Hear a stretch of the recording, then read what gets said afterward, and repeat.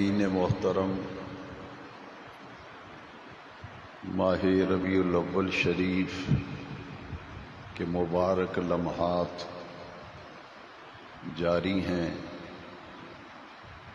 اور ہم ماہ ربیع الاول شریف کے جمعہ مبارکہ میں حاضری کی سعادت حاصل کر رہے ہیں۔ پوری دنیا کے مسلمانوں نے ماہ ربیع الاول شریف میں اپنے آقا کریم رؤوف الرحیم صلی اللہ علیہ وسلم کا جشن ولادت، جشن میلاد بڑے عقیدت و احترام کے ساتھ منایا، اور حضور نبی کریم صلی اللہ علیہ وسلم کی دنیا میں تشریف آوری کے دن کو یوم تشکر و امتنان کے طور پر منا کر اپنے آقا کریم صلی اللہ علیہ وسلم کے میلاد شریف کی خوشیاں منائیں۔ رب ذوالجلال نے ہمارے نبی کریم صلی اللہ علیہ وسلم کو دنیا میں مبعوث فرمایا تو قرآن مجید میں رب کریم نے محبوب علیہ السلام کو عطا فرما کر قرآن مجید میں احسان جتلایا۔ اللہ کریم نے فرمایا لقد من اللہ علی المؤمنین، البتہ تحقیق احسان فرمایا اللہ نے ایمان والوں پر، اذ بعث فیہم رسولا، جب ان میں عظمت والا رسول بھیجا۔ قرآن مجید میں اللہ کریم نے فرمایا ان تعدوا نعمت اللہ لا تحصوها، کہ ہر انسان کو رب ذوالجلال نے اتنی نعمتیں عطا فرمائی ہیں، وہ نعمتیں ان گنت ہیں، ان گنت نعمتیں دے کر رب کریم نے فرمایا ان تعدوا نعمت اللہ، اگر تم اللہ کی نعمتوں کو گننا چاہو، فرمایا لا تحصوها، تو اللہ کی نعمتوں کو تم گن نہیں سکو گے۔ ان گنت لا تعداد نعمتیں رب ذوالجلال نے ہمیں عطا فرمائیں۔ ساری نعمتیں دے کر بھی رب کریم نے احسان نہیں جتلایا۔ پورے قرآن مجید کو پڑھ لیجئے، ان گنت نعمتیں دے کر کسی نعمت کا احسان اللہ کریم نے نہیں جتایا، لیکن اپنے محبوب کریم جب ہمیں عطا فرمائے تو قرآن مجید میں باقاعدہ رب ذوالجلال نے احسان کا ذکر کیا۔ منا کا معنی ہے احسان کرنا، لقد من اللہ، البتہ تحقیق اللہ نے احسان فرمایا علی المؤمنین، ایمان والوں پر، اذ بعث فیہم رسولا، جب ان میں عظمت والے رسول مبعوث فرمائے، تو حضور کی تشریف آوری کو قرآن مجید میں احسان کے طور پر بیان کیا گیا۔ اس سے اندازہ لگایا جا سکتا ہے کہ نبی کریم صلی اللہ علیہ وسلم کی ولادت، حضور کا میلاد، حضور کی پیدائش، آپ کی تشریف آوری ایمان والوں کے لیے کتنا بڑا انعام ہے کہ بے نیاز رب نے احسان جتلایا ہے کہ میرا یہ احسان ہے کہ میں نے تمہیں اپنا محبوب عطا کر دیا ہے۔ اور ساری نعمتیں انسان کو رب کریم نے عطا فرمائیں، تو جتنی نعمتیں بھی ہمارے پاس اللہ کی عطا کی ہوئی موجود ہیں، یہ ساری نعمتیں اس نعمت عظمیٰ کا صدقہ ہیں۔ حضور اللہ کی سب سے بڑی نعمت ہے، نعمت عظمیٰ، نعمت کبریٰ۔ وہ سب سے بڑی نعمت ربیع الاول شریف میں عطا کی گئی، اور پھر اس محبوب کریم کے تصدق میں بے نیاز رب نے ہر نعمت ہمیں عطا فرمائی۔ اور جب احسان ہو اور انسان کو کوئی نعمت ملے تو ہر نعمت پر شکر ادا کرنا واجب ہے، ہر نعمت پر شکر ادا کرنا واجب ہے۔ تو جس دن اللہ کی سب سے بڑی نعمت آئی، جس نعمت کے صدقے میں ساری نعمتیں ملی، تو وہ دن بھی اللہ کی بارگاہ میں شکر کرنے کا دن ہے۔ تو میلاد النبی صلی اللہ علیہ وسلم منانا دراصل اللہ کی اس نعمت کا شکر ادا کرنا ہے۔ قرآن مجید میں رب کریم نے فرمایا لَإِن شَكَرْتُمْ لَأَزِيدَنَّكُمْ، اگر تم میری نعمتوں پر میرا شکر ادا کرو گے تو میں اپنی نعمتوں میں اور اضافہ کر دوں گا۔ لَأَزِيدَنَّكُمْ، میں اپنی نعمتوں میں اور اضافہ کر دوں گا۔ تو نبی کریم علیہ السلام کی تشریف آوری، اللہ کریم کا احسان قرآن مجید میں بیان کیا گیا، اور علی المومنین، احسان ایمان والوں پر جتلایا گیا۔ حالانکہ قرآن مجید خود بتاتا ہے، رب ذوالجلال نے خود قرآن مجید میں فرمایا کہ میرے محبوب اعلان کر دیجئے، یا ایھا الناس، اے پوری انسانیت، اے پوری نوع انسانیت، انی رسول اللہ الیکم جمیعا، میں تمام انسانوں کے لیے بھیجا گیا ہوں۔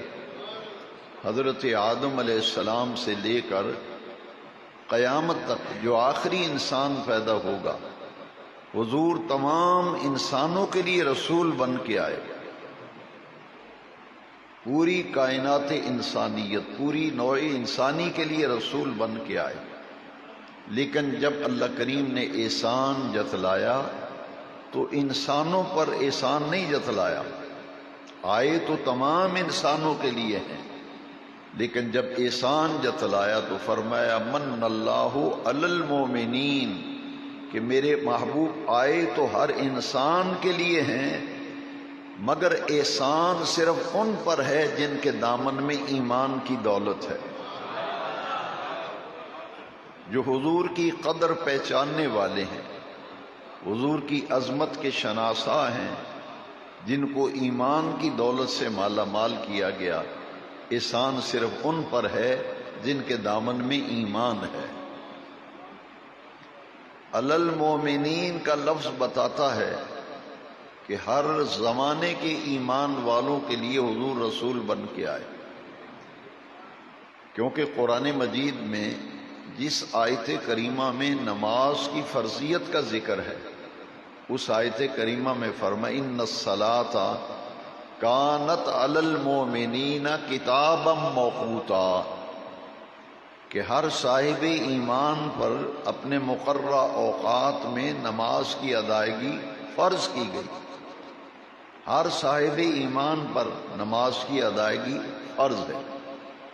اس کی حضور کے اعلان نبوت سے لے کر قیامت تک، اعلان نبوت سے لے کر قیامت تک جتنے بھی ایمان لانے والے ہیں، ان سب پر نماز جو ہے یہ فرض موقت ہے، یعنی اپنے مقررہ وقت پر نماز کی ادائیگی فرض کی گئی۔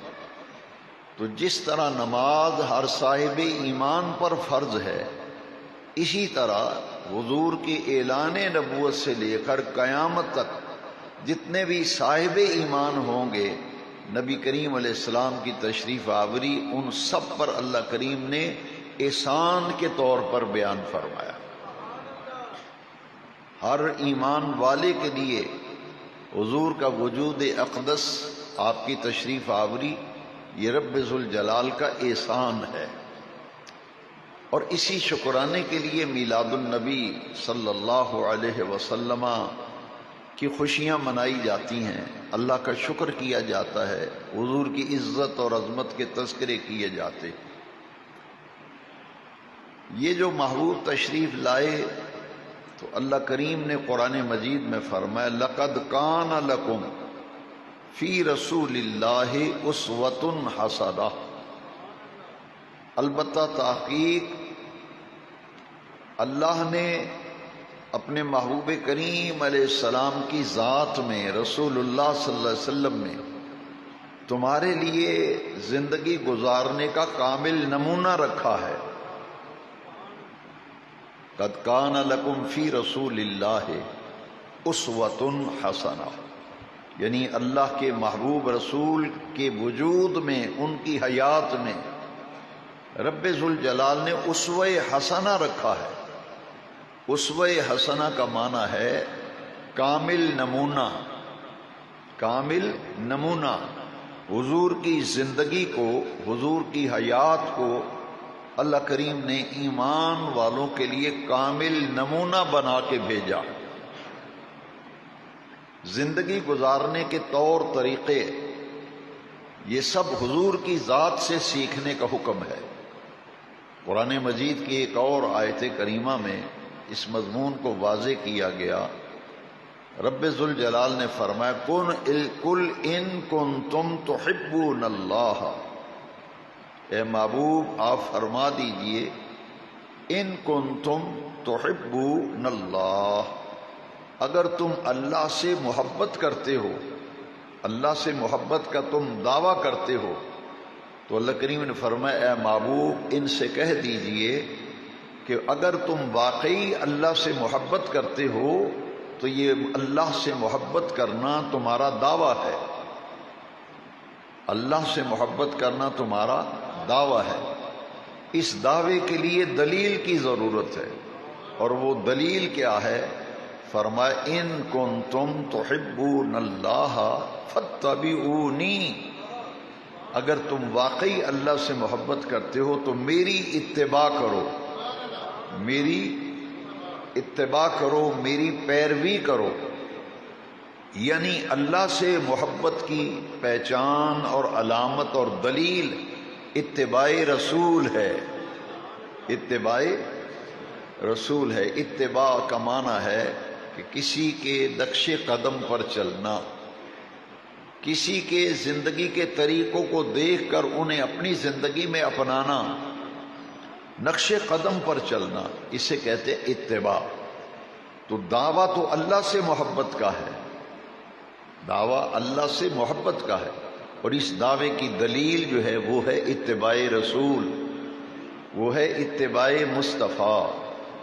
جو اپنی زندگی نبی کریم علیہ السلام کی اتباع میں، حضور کی پیروی میں گزارے گا تو دعوی محبت الہی میں وہی سچا ہوگا۔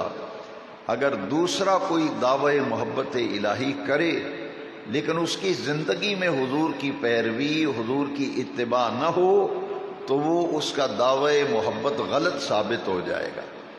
اس لیے میلاد النبی صلی اللہ علیہ وسلم منا کر اور میلاد کی خوشیاں کر کے، میلاد کا جشن منا کے، ہر مسلمان، ہر صاحب ایمان کی یہ اولین ذمہ داری ہے کہ میلاد منا کر وہ اس بات کا مصمم ارادہ کرے، اپنے آپ کو ذہنی طور پر تیار کرے کہ جس محبوب کریم علیہ السلام کا ہم نے جشن ولادت، جشن میلاد منایا، وہ تو ہماری ہدایت، رہنمائی کے لیے الہدا لے کر آئے، دین حق لے کر آئے۔ اب اگلا قدم جو اٹھانے والا ہے وہ یہ ہے کہ اس محبوب کریم علیہ السلام کی مبارک زندگی، آپ کی مبارک حیات، اس سے رہنمائی لیتے ہوئے، اسے مشعل راہ بناتے ہوئے ہم اپنی زندگیوں میں نبی کریم علیہ السلام کے مبارک طریقوں کو شامل کریں۔ اسے اتباع سنت بھی کہتے ہیں، اتباع سنت، سنت کہتے ہیں نبی کریم علیہ السلام کا طریقہ۔ تو حضور کے مبارک طریقوں کو سب سے پہلے تو سیکھنا چاہیے، حضور کے مبارک طریقوں کو سمجھنا چاہیے، سیکھ کر سمجھ کر پھر اپنی زندگی کا جائزہ لینا چاہیے کہ میری زندگی میں کہاں کہاں خامی ہے، میری زندگی میں کہاں کہاں کمزوری ہے، اور میری زندگی میں، میری زندگی کے شب و روز میں کون سی باتیں، کون سے کام اصلاح کے لیے ہیں، اصلاح کے قابل ہیں، ہمیں ان کی اصلاح کرنی چاہیے اور حضور کے مبارک طریقوں کو اپنی زندگی میں اپنانا چاہیے۔ اسی لیے میلاد النبی صلی اللہ علیہ وسلم کی محافل مبارکہ میں اکثر و بیشتر یہ توجہ دلاتا ہوں، اصل مقصد ہوتا ہے کہ حضور کے غلاموں کو توجہ دلانا کہ میلاد مناؤ اور سیرت اپناؤ، میلاد مناؤ، سیرت اپناؤ۔ اور ایک اور یہ اعلان ہے یا یہ پیغام ہے کہ میلاد مناؤ، پیغام مصطفیٰ اپناؤ، کہ حضور نے اپنی مبارک زندگی میں ہمیں جو تعلیم دی ہے، ہمیں جو پیغام دیا ہے، اسے ہم نے اپنی زندگی میں اپنانا ہے۔ اسے کہتے ہیں اتباع سنت، اتباع رسول، اتباع مصطفیٰ۔ ایک ہے اطاعت اور ایک ہے اتباع۔ اطاعت اور اتباع میں فرق ہے۔ قرآن مجید میں اللہ کریم نے فرمایا اطیعوا اللہ و اطیعوا الرسول۔ اس آیت مقدسہ سے مقام رسالت سمجھنا چاہیے کہ اللہ کریم نے اپنے ذکر کے ساتھ اپنے محبوب کا ذکر کیا ہے، اور کیا فرمایا اطیعوا اللہ و اطیعوا الرسول۔ اس کا معنی ہے کہ اللہ کا حکم مانو اور اللہ کے رسول کا حکم مانو، اللہ کا حکم مانو اور اللہ کے رسول کا حکم مانو، اکٹھا ذکر کیا۔ جس طرح اللہ کا حکم ماننے کا حکم ہے، اسی طرح نبی کریم علیہ السلام کا حکم ماننے کا بھی قرآن مجید میں حکم دیا گیا کہ اللہ کا حکم مانو، اللہ کے رسول کا حکم مانو۔ اور پھر نبی کریم علیہ السلام کی عزت، حضور کے مقام کو اور اجاگر کیا گیا۔ یہ آیت کریمہ بڑی ہی قابل غور ہے، اور قرآن مجید کی اس آیت کریمہ کو سمجھیں گے تو بہت سے سوالوں کا جواب بھی مل جائے گا اور بہت سی غلط فہمیاں بھی دور ہو جائیں گی کہ حضور کا مقام، حضور کا مرتبہ کیا ہے۔ قرآن مجید میں میرے رب کریم نے فرمایا من یطیع الرسول فقد اطاع اللہ، من یطیع الرسول فقد اطاع اللہ۔ پہلے یہ حکم دیا کہ اللہ کا حکم مانو، اللہ کے رسول کا حکم مانو۔ اس آیت میں کیا فرمایا گیا وہ بڑا ہی قابل توجہ ہے۔ رب کریم نے قرآن کریم میں فرمایا من یطیع الرسول فقد اطاع اللہ۔ جس نے رسول کا حکم مانا اس نے اللہ کا حکم مانا،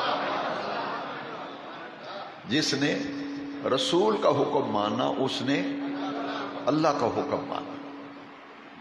اطاعت اور اتباع میں فرق ہے۔ اطاعت کہتے ہیں حکم ماننا، اطاعت کہتے ہیں بات ماننا، کسی کی بات ماننا، کسی کا حکم ماننا، اور اتباع کہتے ہیں کسی کی طرف دیکھ کر، کسی کی طرف دیکھ کر اس کے نقش قدم پر چلنا، جیسے وہ زندگی گزار رہا ہے اس طرح زندگی گزارنا، جس طرح ان کے طور طریقے ہیں وہ اپنانا۔ تو نبی کریم علیہ السلام کی اطاعت کا بھی حکم ہے اور حضور کی اتباع کا بھی حکم ہے۔ قل ان کنتم تحبون اللہ فاتبعونی یحببکم اللہ، کہ حکم بھی رب کریم کا مانو، لیکن اللہ کی اتباع کا حکم نہیں ہے۔ اللہ کی اتباع کا حکم اتباع کا حکم حضور کے بارے میں ہے، اس لیے کہ نبی کریم علیہ السلام کی مبارک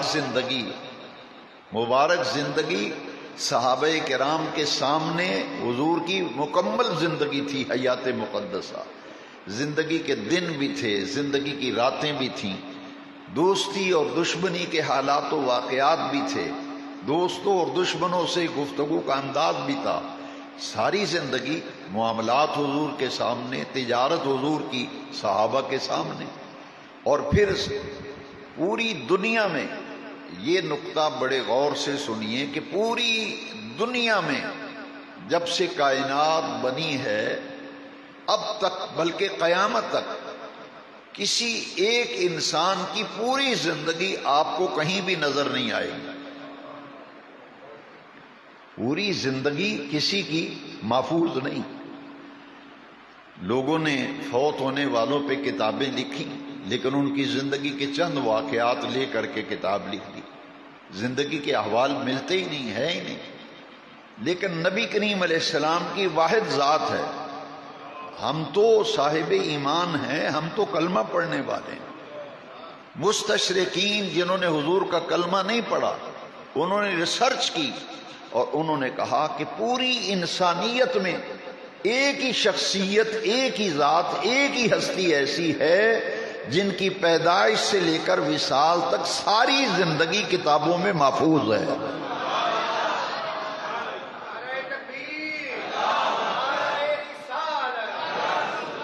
یہ پہلو بڑا ہی قابل غور ہے۔ کسی کی زندگی آپ کو محفوظ نہیں ملے گی، یہاں تک کہ حضور کی اپنی ازواج مطہرات سے ازدواجی معاملات و تعلقات، شام کی منڈیوں میں اعلان نبوت سے پہلے حضور کا تجارت کے سفر کرنا، پھر مکہ شریف میں حضور کے دشمن تھے قریش اور کفار، تو دشمنوں کے ساتھ حضور کا کیا رویہ تھا، دوستوں کے ساتھ حضور کے کیا معاملات تھے، تو لین دین کے سارے معاملات اور پوری زندگی کا ایک ایک لمحہ جو ہے وہ آج ان کتابوں کے اندر محفوظ ہے جنہیں کہتے ہیں یہ حضور کی سیرت کی کتاب ہے۔ حیات رسول، حیات رسول کریم کی پوری زندگی، اس کا ایک ایک لمحہ جو ہے اسے محفوظ کر لیا۔ کیوں؟ اس لیے کہ رب ذوالجلال نے اس ہستی پاک کو کامل نمونہ بنایا ہے، ان کی زندگی میں، ان کے وجود میں زندگی گزارنے کے مکمل نمونے موجود ہیں۔ میں ایک دو چھوٹی سی مثالیں دے کے عرض کرتا ہوں کہ ایک آدمی جوتے گانٹھنے کا کام کرتا ہے، وہ کسی گلی کی نکڑ پہ بازار کے کسی کونے میں بیٹھ کر جوتے گانٹھنے کا کام کر رہا ہے۔ ایک مرتبہ مستشرقین نے اس پہ ریسرچ کی کہ حضور کی زندگی کو کامل نمونہ قرار دیا گیا ہے۔ ایک جوتے گانٹھنے والا اگر یہ دیکھنا چاہے کہ یہ جو کام میں کر رہا ہوں، جوتے گانٹھ رہا ہوں، کیا رسول اللہ صلی اللہ علیہ وسلم کی زندگی میں ایسا کوئی واقعہ ہے کہ حضور نے نالین شریف کی خود مرمت کی ہو؟ تو سیرت کی کتابوں کو جب کھولا گیا تو تمام سیرت کی کتابوں میں لکھا ہے کہ نبی کریم علیہ السلام اپنے نالین مبارک کو خود گانٹھ لیا کرتے تھے، نالین شریف کی خود حضور مرمت کرتے تھے۔ پھر مستشرقین نے لکھا ہے کہ اگر ایک مزدور دن بھر مزدوری کرتا ہے، وہ کسی اٹھا کر زمین میں بنیادیں بھی کھود رہا ہے، مٹی بھی اٹھا رہا ہے، دابڑے میں اٹھا کے، کیا رسول اللہ صلی اللہ علیہ وسلم کی زندگی میں، حیات میں کوئی کسی مزدور کے لیے بھی نمونہ ہے؟ کسی مزدور کے لیے بھی نمونہ ہے؟ تو پھر مستشرقین، بھئی ہم تو ماننے والے ہیں، یہ کافر لوگ جو ہیں مستشرقین نے اپنی کتابوں میں لکھا کہ غزوہ خندق کو جب دیکھا، غزوہ خندق کو جب دیکھا تو نبی کریم علیہ السلام صحابہ کے ساتھ کدال پکڑ کر خود نبی کریم علیہ السلام خندق کھود رہے تھے، حضور خود خندق کھود رہے تھے اور حضور پتھر اٹھا اٹھا کر لا رہے تھے. اور پھر مستشرقین نے لکھا کہ اگر کوئی مسجد بناتا ہے، مزدور لگاتا ہے، مزدور لے کے آتا ہے، وہ اینٹیں اٹھا اٹھا کے مسجد کی چھت پہ لے جا رہا ہے، وہ سیمنٹ بنا رہا ہے، گارا لے کے جا رہا ہے. تو مستشرقین نے لکھا کہ جب مسجد نبوی شریف کی تعمیر ہوئی تو نبی کریم علیہ السلام بنفس نفیس آپ پتھر اٹھا اٹھا کر اور گارا اٹھا اٹھا کر نبی کریم علیہ السلام صحابہ کے ساتھ مسجد کی تعمیر میں بنفس نفیس حصہ لے رہے تھے. حضور اپنے دست مبارک سے خندق کھود رہے ہیں، اپنے دست مبارک سے مسجد نبی کی تعمیر میں حصہ لے رہے ہیں. الغرض کسی بھی زندگی کے پہلو پہ اگر آپ غور کریں، ایک دکاندار ہے، تاجر ہے، کاروباری آدمی ہے، وہ اگر یہ دیکھے کہ رسول اللہ کی سیرت اور آپ کی حیات میں تاجروں کے لیے کیا نمونہ ہے، وپاری لوگ، تاجر لوگ، ان کے لیے کیا نمونہ ہے، تو تمام سیرت کی کتابوں میں لکھا ہے کہ اعلان نبوت سے پہلے نبی کریم علیہ السلام تجارت فرماتے تھے اور مکے کی منڈی سے مال لے کر حضور ملک شام میں جاتے تھے، وہاں سے مال لے کر مکے کی منڈی میں لاتے تھے. لیکن اعلان نبوت کے بعد پھر حضور نے تجارت چھوڑ دی، کیونکہ رب ذوالجلال کی طرف سے نبوت کے اعلان اور اظہار کا حکم ہوا. پھر آقا کریم کی ساری حیات مقدسہ اللہ کے دین کی سربلندی کے لیے پھر وقف ہو گئی تھی. تو ایک تاجر کے لیے، ایک کاروباری کے لیے بھی حضور کی زندگی میں کامل نمونہ ہے. اس کی ایک مثال جو کہ میں نے پہلے عرض کی کہ ہم تو بھی ماننے والے ہیں، حضور کا کلمہ پڑھنے والے ہیں، امتی ہیں. بات تو یہ ہے نا کہ حضور کی ذات وہ ہے، حضور کی ذات وہ ہے جن کو آج دشمن بھی مانتا ہے. آج جو اسلام نہیں لائے، مسلمان نہیں، کلمہ نہیں پڑھتے، وہ بھی نبی کریم علیہ السلام کی مبارک زندگی کا اعتراف کرتے ہیں. اس کی ایک مثال دیکھیں. نبی کریم علیہ السلام نے ایک مرتبہ ایک یہودی سے سودا کیا نبی کریم علیہ السلام، اور اس سے حضور نے ایک گھوڑا خریدا یہودی سے. جب گھوڑا خریدا تو تھوڑی حضور نے فرمایا تم یہاں کھڑے رہو، میں گھر سے پیسے لے کر کے آتا ہوں، تم اس کی قیمت وصول کر لینا، میں گھوڑا لے جاؤں گا. حضور جب گھر سے رقم لے کے آئے، قیمت لے کے آئے، تو وہ یہودی جو ہے وہ اپنے اس سودے سے منحرف ہو گیا، وہ پھر گیا سودے سے. اس نے نبی کریم علیہ السلام سے کہا کہ آپ کا تو میرا سودا ہی نہیں ہوا، آپ کا میرا سودا. حضور نے فرمایا کہ یہ پیسے لے لو، اتنے میں تم نے گھوڑا بیچا ہے، میں نے لیا ہے، تو یہ لے لو پیسے، گھوڑا میرے حوالے کرو. اب وہ مکر گیا، اس نے کہا کہ آپ کا تو میرا سودا ہی نہیں ہوا. اس نے ایک چال چلی کہ جب یہ سودا ہوا تھا تو نبی کریم صلی اللہ علیہ وسلم اکیلے تھے، کوئی پاس آدمی موجود نہ تھا، وہ یہودی تھا یا حضور تھے. جب سودا ہوا اس نے ایک چال چلی کہ نبی کریم علیہ السلام سے وہ کہنے لگا کہ اگر سودا ہوا ہے تو آپ گواہ لے آئیں، آپ گواہ لے آئیں. گواہ تو پاس تھا ہی کوئی نہیں، گواہ پاس تھا کوئی نہیں. اب جب بات چلی تو لوگ اکٹھے ہو گئے. جیسے یہاں بھی بازار میں اکثر آپ نے دیکھا ہے، دو آدمیوں میں جب تکرار ہوتا ہے تو راہ گزرنے والے بھی کھڑے ہو جاتے ہیں، دیکھتے ہیں کہ کیا ہو رہا ہے. اچھا خاصا مجمع لگ گیا. لوگوں نے کہا بات کیا ہے؟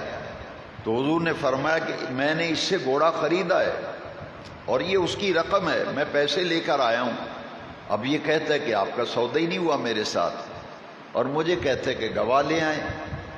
وہاں نبی کریم علیہ السلام کے ایک جانثار صحابی حضرت خزیمہ رضی اللہ عنہ وہ مجمع میں کھڑے تھے. جب اس نے کہا نا کہ اگر سودا ہوا ہے تو کوئی گواہ لاؤ، حضرت خزیمہ نے کہا کہ میں گواہ ہوں سودا ہوا ہے، میں گواہ ہوں سودا ہوا۔ اب حضور نے جو بات دیکھیے، یہ ہے مکمل سیرت، کیسی پاکیزہ زندگی تھی حضور کی۔ اس بڑے مجمع میں حضور نے فرمایا خزیمہ جب سودا میں نے کیا تھا تو پاس ہی نہیں تھا، تو گواہ کیسے بن گیا، کیسے گواہی دے رہا ہے؟ سنیے ذرا خزیمہ نے جو جواب دیا تھا، وہ عرش والے رب کو اتنا پسند آیا۔ پہلے جواب سنیے، سرکار نے فرمایا تو موجود ہی نہیں تھا، پاس ہی نہیں تھا جب سودا ہوا ہے، گواہی کس چیز کی دے رہا ہے؟ تو انہوں نے کہا یا رسول اللہ صلی اللہ علیہ وسلم، یہ تو گھوڑے کے سودے کا معاملہ ہے، یہ گھوڑے کے سودے کا معاملہ ہے۔ ہم تو نمازوں میں بھی گواہی دیتے ہیں، اذانوں میں بھی گواہیاں دیتے ہیں، نمازوں بھی، اذانوں میں، کلمے میں، ہر جگہ گواہیاں دیتے پھرتے ہیں۔ کیا گواہیاں دیتے پھرتے ہیں؟ اشہد ان لا الہ الا اللہ، میں گواہی دیتا ہوں کہ اللہ کے سوا کوئی عبادت کے لائق نہیں، میرا اللہ، میرا خدا، میرا رب اللہ ہے۔ تو خزیمہ نے کہا حضور ہم نے تو اللہ کو دیکھا ہی نہیں، ہم نے اللہ کو بن دیکھے گواہی دے رہے ہیں۔ اور کیوں گواہی دے رہے ہیں؟ کہ آپ کی زبان سے سن کر ہم نے مان لیا۔ اللہ کو تو دیکھا نہیں لیکن گواہیاں دیتے پھرتے ہیں، اللہ کو دیکھا نہیں، گواہیاں دیتے پھرتے ہیں۔ تو جب رب کو بن دیکھے گواہی دے رہے ہیں، کیوں؟ آپ کی زبان پہ اعتماد کیا، آپ کی زبان پر بھروسہ کیا، اعتماد کیا، سن کر مان لیا، تو پھر یہ بات کیوں نہ مانوں کہ آپ نے گھوڑے کا سودا کیا؟ یہ تو گھوڑے کے سودے کی بات ہے۔ اگر آپ تازہ دم بیٹھے ہیں تو پھر بڑے غور سے سنیے، عرش والے رب کو یہ ادا اتنی پسند آئی، بے نیاز رب نے جبریل کو بھیجا اور محبوب کریم کو جا کے کہہ دے کہ آج کے بعد خزیمہ کسی کیس میں، کسی مقدمے میں اگر گواہ ہوگا تو اس اکیلے کی گواہی 2 گواہوں کے برابر ہوگی۔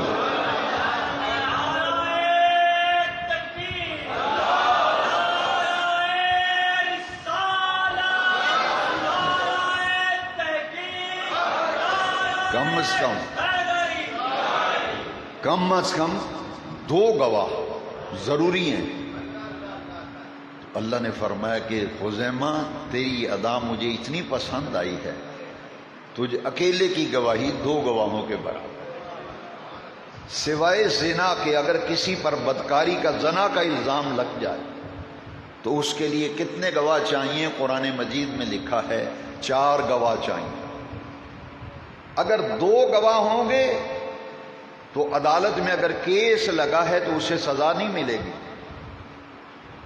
ممکن ہے اس نے تہمت لگائی ہو، کسی کی عزت سے کھلواڑ کیا ہو، اس لیے قرآن مجید میں حکم فرمایا گیا کہ کسی عورت پر، کسی مرد پر معاذ اللہ اگر زنا کا اور بدکاری کا الزام لگے تو 4 گواہ چاہیے، اور 4 گواہ یہ کہیں کہ ہم نے عین اس حالت میں دیکھا ہے، شک کی بنیاد پہ نہیں کہ اگر کوئی کہے کہ مجھے شک ہوا تھا تو وہ گواہی ریجیکٹ ہو جائے گی۔ اللہ کو مسلمان کی عزت اتنی پیاری ہے، جہاں کسی کی عزت کا معاملہ آیا تو 4 گواہ رکھے، اور باقی لین دین کے معاملے میں 2 گواہ کافی۔ یہ ہے حضور کی مبارک سیرت کہ حضور نے بڑے مجمع میں کہا کہ تو موجود نہیں تھا، گواہی کیوں دے رہا ہے؟ اور ایک دفعہ ایک شخص نے نبی کریم علیہ السلام کے کچھ پیسے دینے تھے، تو وہ بازار میں کھڑا ہو گیا اور حضور سے وہ کہنے لگا کہ آپ یہاں کھڑے ہوں میں پیسے لے کے آتا ہوں۔ وہ ایسا گیا کہ وہ 2 دن آئے ہی نہیں، حضور 2 دن وہاں کھڑے رہے۔ اور 2 دن کے بعد جب وہ وہاں آیا تو وہ حیران رہ گیا.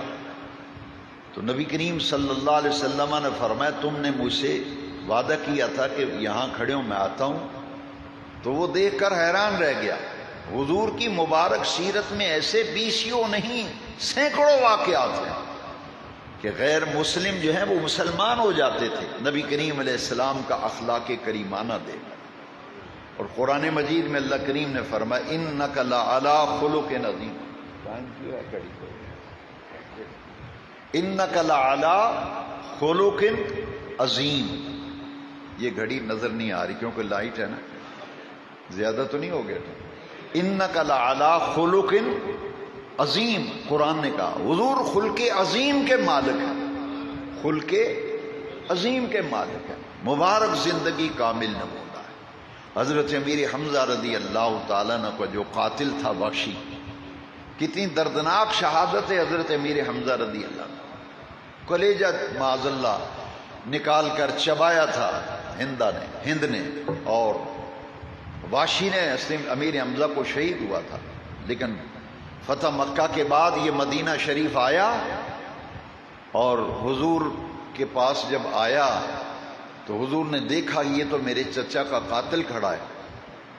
صحابہ نے تلواریں نکال لی کہ اس کی زندگی کا خاتمہ کریں گے, یہ رسول اللہ کے چچا کا قاتل ہے. تو حضور نے فرمایا نہیں اس کو کچھ نہیں کہنا. وہ سامنے آ کے کھڑا ہوا تو حضور نے فرمایا تو وحشی ہے؟ اس نے کہا آنا وحشی. حضور میں وحشی ہوں. تو حضور نے دیکھا وہ کلمہ پڑھ رہا ہے, بار بار کلمہ پڑھ رہا ہے, بار بار کلمہ پڑھ رہا ہے. حضور نے فرمایا تیرا کلمہ میں نے قبول کر لیا. وہ سوچ رہا تھا کہ میرا تو قیمہ ہو جائے گا, جس دردناک طریقے سے میں نے امیر حمزہ کو شہید کیا, یہ تو مجھے زندہ نہیں چھوڑیں گے, میرا تو قیمہ ہو جائے گا. لیکن چشم فلک نے دیکھا کہ اس رسول کریم کی مبارک سیرت میں یہ تھا. حضور نے اسے معاف کر دیا, کلمہ اس کا قبول کر لیا. اب وہ صحابی رسول بن گئے حضرت وحشی رضی اللہ تعالیٰ عنہ. اور حضور نے بس اتنا فرمایا کہ جب بھی تم ملاقات کے لیے آیا کر میرے سامنے نہ بیٹھنا, میرے سامنے نہ بیٹھنا بلکہ پیچھے بیٹھنا, تاکہ جب تیرا چہرہ دیکھوں گا مجھے چچا کی شہادت یاد آ جائے. اور فتح مکہ سے پہلے نبی کریم علیہ السلام نے ایک کافر تھا جس کا نام عثمان تھا. عثمان, یہ حضرت عثمان غنی نہیں رضی اللہ عنہ, یہ اور عثمان بن مظعونہ. اس کے پاس خانہ کعبہ کی چابی تھی. تو حضور نے فرمایا یہ کعبہ شریف کی چابی مجھے دے, میں نے کعبے کے اندر جانا ہے. اس نے حضور کو چابی دینے سے انکار کر دیا. اس نے کہا یہ چابی آپ کو نہیں مل سکتی. تو حضور نے پتہ کیا فرمایا, فرمایا ایک دن آئے گا یہ چابی میرے ہاتھ میں ہوگی. آج تو مجھے کعبہ کی بیت اللہ کی چابی نہیں دے رہا, ایک دن آئے گا بیت اللہ کی چابی میرے ہاتھ میں ہوگی. اس نے بڑے گستاخی کے لفظ بولے, خاکم بدہن نقل کفر کفر نہ باشد. اس نے کہا کیا قریش اس دن اتنے ذلیل ہو جائیں گے کہ چابی آپ کے ہاتھ میں ہوگی؟ حضور نے فرمایا دیکھ لینا نا, پھر وہ وقت آئے گا, ایک دن آئے گا چابی میرے ہاتھ میں ہوگی. اب جب مکہ فتح ہوا نا, سن 8 ہجری میں مکہ فتح ہوا, تو حضور نے بلا کر عثمان سے چابی مانگی. اس نے اسی وقت چابی دے دی, کیونکہ مکہ فتح ہوا تھا. چابی جب حضور کے ہاتھ میں آئی نا, دیکھیے کتنے لجپال آقا ہیں. لقد کان لکم فی رسول اللہ اسوۃ حسنہ. بھئی آپ اور ہم ہوتے, ذرا سی ہمیں کوئی دسترس ہوتی یا اسے جیل میں بھیج دیتے یا مروا دیتے یا کوئی غلط بات کرتے, جس طرح ہمارا رواج ہے. وہ چابی جب حضور نے پکڑی نا ہاتھ میں تو فرمایا عثمان یاد ہے تمہیں, میں نے تم سے چابی مانگی تھی, تم نے انکار کیا تھا, اور میں نے کہا تھا کہ ایک دن چابی میرے ہاتھ میں ہوگی. اور آج تو دیکھ رہا ہے تم نے کیا کہا تھا, کیا قریش اتنی ذلیل ہو جائیں گے کہ چابی آپ کے پاس آ جائے گی؟ فرمایا دیکھ لے یہ چابی اب کس کے ہاتھ میں ہے, کس کے ہاتھ میں. اس نے کہا آپ تو کریموں کے کریم ہیں، آپ تو سخیوں کے سخی ہیں، آپ کی طبیعت و مزاج کو تو بے نیاز رب نے جدا گانا بنایا۔ اب دیکھیے سرکار نے کتنا نوازا، آپ نے چابی اسی کو دے دی اور فرمائی یہ چابی کعبے کی میں تیرے سپرد کرتا ہوں اور قیامت تک کے کعبے کی چابی تیری نسل میں رہے گی، قیامت تک یہ کعبے کی چابی تیری نسل میں رہے گی۔ وہ کلمہ پڑھ لیا، بعد میں مسلمان ہو گئے۔ ذرا اندازہ فرمائیے آج بھی کعبۃ اللہ کی چابی جس شخص کے پاس ہے وہ اس کی اولاد میں سے ہے جس کو حضور نے فرمایا یہ چابی واپس تجھے ہی دیتا ہوں اور قیامت تک تیری اولاد میں ہی چابی رہے گی۔ میرے آقا کی مبارک زندگی، آپ کی مبارک سیرت، یہ چند واقعات سیرت کے میں نے اس لیے بیان کیے کہ ہر پہلو سے جس زاویہ نگاہ سے دیکھیں نبی کریم علیہ السلام کی مبارک حیات و زندگی میں حضور کی مکمل سیرت موجود ہے۔ حضور نے بیوہ عورتوں سے بھی نکاح کیا، اس میں حکمت کیا تھا کہ اگر بیوہ عورت یہ کہے کہ حضور کی زندگی کامل نمونہ ہے تو بیوہ کے تحفظ کے لیے بھی حضور کی زندگی میں کوئی نمونہ ہے۔ تو میرے آقا کی 11 ازواج مطہرات تھیں، لیکن پہلا نکاح حضور نے جو فرمایا تھا وہ بیوہ عورت سے فرمایا تھا۔ اسی طرح ایک طلاق شدہ عورت ہے، اس کو طلاق ہوئی ہے، وہ اگر سوال کرے کہ مجھے طلاق ہو گئی ہے، کیا مطلقہ یعنی طلاق شدہ عورت کے لیے بھی حضور کی زندگی میں کوئی نمونہ ہے؟ تو حضور نے حضرت زینب سے نکاح کیا تھا، انہیں طلاق ہوئی تھی نا، تو حضور نے ان سے نکاح فرما دیا۔ لہذا معلوم یہ ہوا کہ حضور کی پوری حیات کامل نمونہ ہے۔ رب کریم نے فرمایا دنیا والو اگر محبت الہی کا دعویٰ کرتے ہو تو محبوب ان سے کہہ دو فاتبعونی، پھر میری اتباع کرو، پھر میری پیروی کرو۔ لقد کان لکم فی رسول اللہ اسوۃ حسنہ، حضور کی زندگی کو کامل نمونہ بنا دیا گیا۔ اب زندگی گزارنے کے لیے جس جس سیمپل اور نمونے کی ضرورت ہوگی وہ آپ کو حضور کی زندگی میں ملے گی۔ اللہ تعالی ہمیں عمل کرنے کی توفیق دے۔ واخر